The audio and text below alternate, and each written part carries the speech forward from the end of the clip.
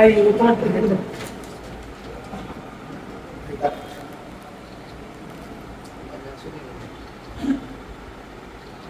হুজুরকে ফোকাস করো, হুজুরকে ফোকাস করো। এদিক ঘুরো, এদিক ঘুরো, না হুজুর। হেফাজতের মহাসচিব সাজিদুর রহমান সাহেব শুনছেন? উনি কালকে আমাদের পিছিয়ে আজকে আপনাদের সবাইকে কাছে এসে আসেন, আমাদের খুশি লাগতেছে। আপনার হাত দিয়ে উন্নতি করতেছি, সেটা আমাদের আরো বড় গ্রামওয়ালা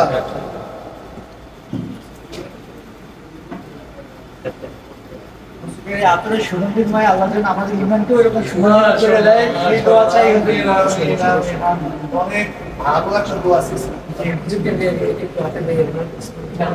এটা আমাদের পক্ষ থেকে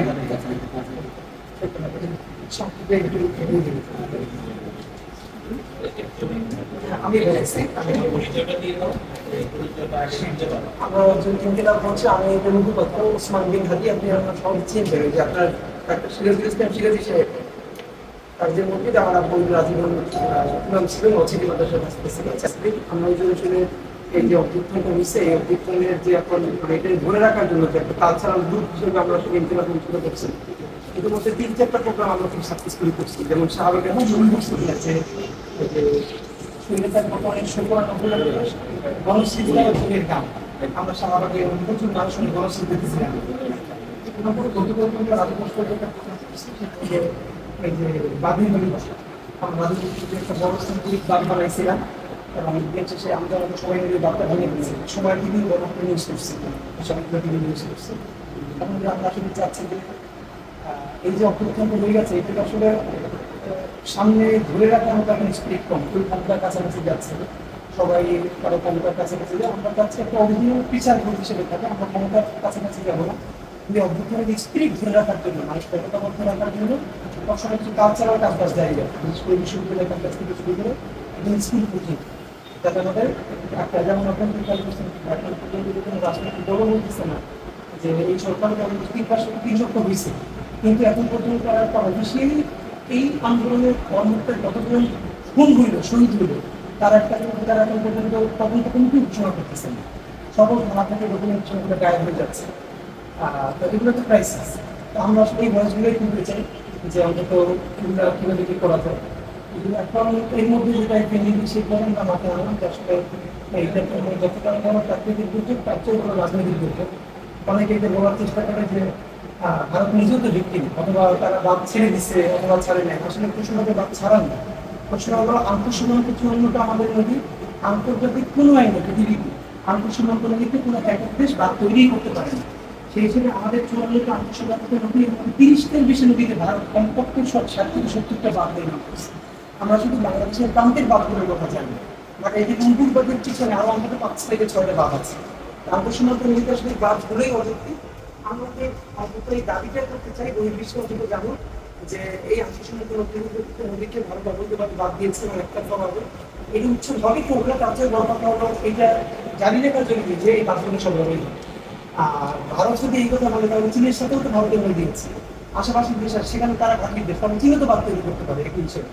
তো মূলত আসলে আমরা এই পাবলিক অ্যাওয়ারনেসটাই তৈরি করা যেটা মূলত পানি সন্ত্রাস এবং এটার ভিত্তিতে মানুষকে একতাবদ্ধ থাকতে হবে।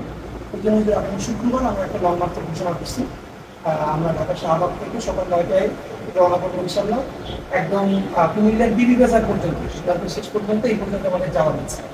তো প্রতিমধ্যে আমরা 4 থেকে 5টা পথসভা করতে চাই, যাত্রা যেসব জায়গায় আন্দোলন বড় বড় হয়েছে তার মধ্যে যাত্রা বাড়ি, আন্দোলন, তারপরে একটা মার্কেট বাড়ি।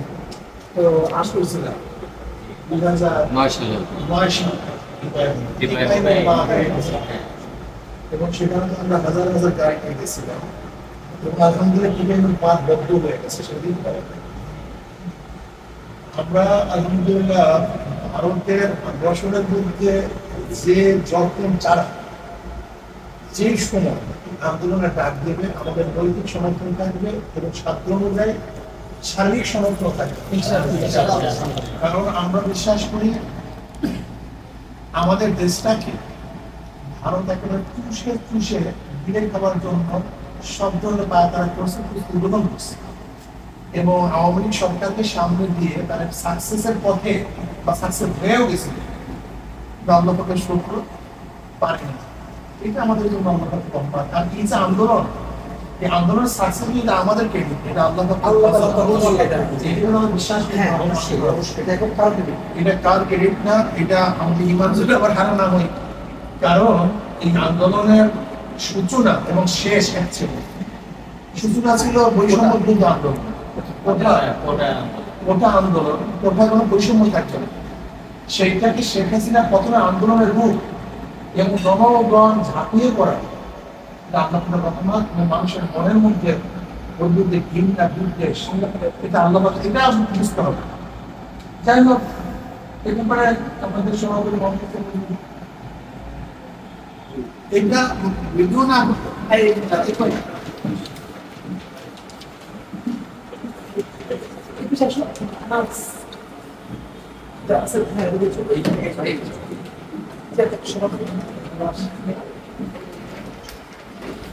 আসেন আপনি আসতে গিয়েছিল।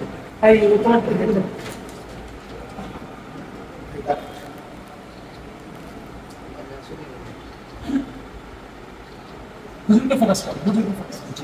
এদিক ঘুরো, এদিক ঘুরো। না হুজুর, এটা আপনার জন্য কি পেশা সেখানে আসেন।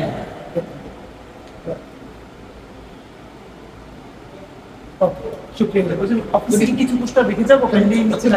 কথা বলো, তুমি কথা বলো, চা পান করো, আমার একটা প্রোগ্রাম আছে।